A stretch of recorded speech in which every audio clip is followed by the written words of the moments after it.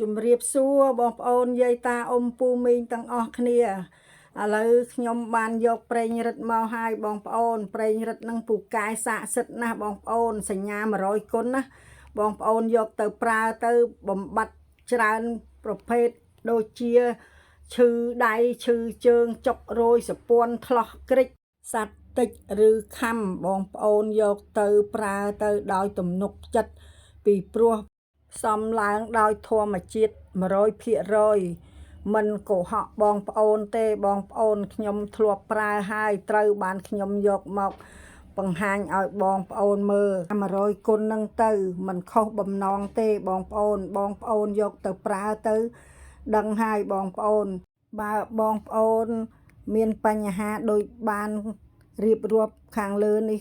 សូមបងប្អូនអញ្ជើញយកទៅប្រើដោយ